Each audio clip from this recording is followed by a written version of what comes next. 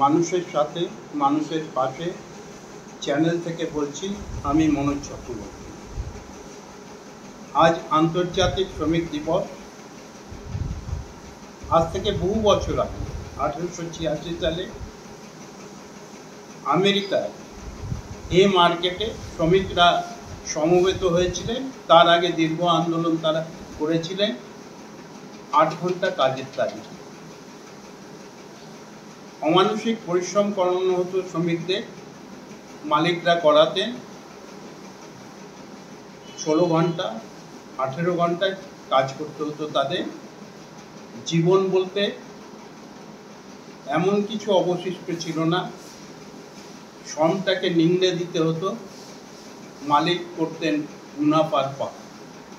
এর বিরুদ্ধে লড়াই হয়েছিল এবং সেই লড়াইয়ে এঙ্গেল, ফিচার প্রমুখ 11 জনা শ্রমিক নেতা শহীদ হয়েছিলেন মালিক শ্রেণীর চক্রান্তে, পুলিশের গুলিতে।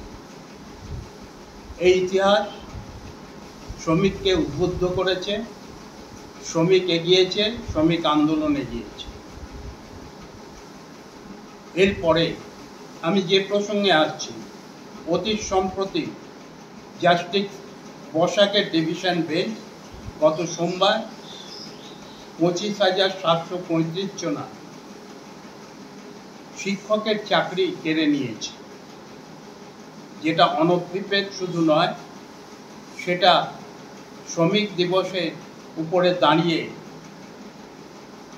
আমরা এইটুকু বলতে পারি একটা বড় লজ্জা।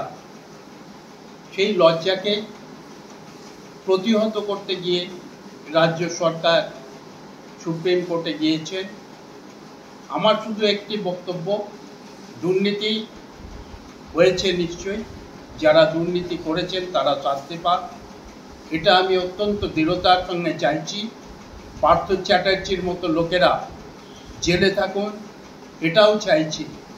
কিন্তু যে অসংখ্য শিক্ষকতা করছেন তাদের যোগ্যতা নিরিখে, ভারতীয় সংবিধানকে মাথায় রেখে এইটুকু বলতে পারি, ভারতের আইন ব্যবস্থাকে, বিচার ব্যবস্থাকে মনে রেখে এইটুকু বলতে পারি, অসংখ্য শিক্ষকের মধ্যে নিরপরাধ, যারা দুর্নীতির সঙ্গে যুক্ত নন।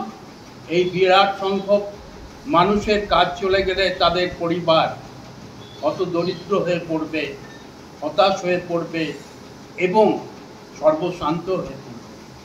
যারা ঘুষ দিয়ে চাকরি নিয়েছেন তারা অপরাধ করেছেন, যারা ঘুষ দিয়েছেন তারা অপরাধ করেছেন, যারা নিয়েছেন তারাও অপরাধ করেছেন। তাদের শাস্তি হোক, সেখানে কোনো কথা বলার নেই। কিন্তু যারা সৎভাবে সঠিক পথে নিজেদের যোগ্যতা দিয়ে চাকরি পেয়েছেন, তারা যেন কোনো রকম শাস্তির কবলে না পড়েন। আজকে আন্তর্জাতিক শ্রমিক দিবসে এটাই আমার দাবি। এবং রাজ্য সরকার থেকে শুরু করে, মধ্যশিক্ষা পর্ষদ থেকে শুরু করে এসএসসি, তারা নিশ্চয়ই এই ব্যাপারে সচেষ্ট হবেন। আমি বিকাশবাবুকে বলবো, অহেতুক রাজনীতি করবেন না।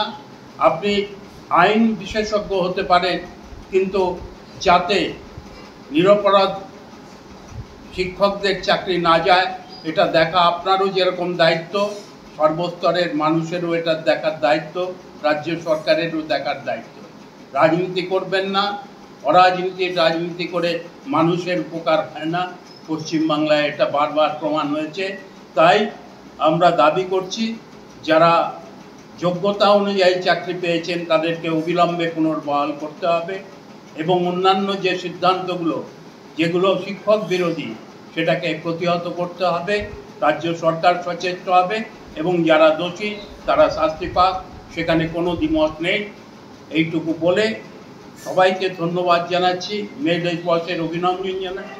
সবাই ভালো থাকবেন, সুস্থ থাকবেন এবং এই চ্যানেলকে সাবস্ক্রাইব করে গৌরবান্বিত করবেন। এইটুকুই আজকের কথা।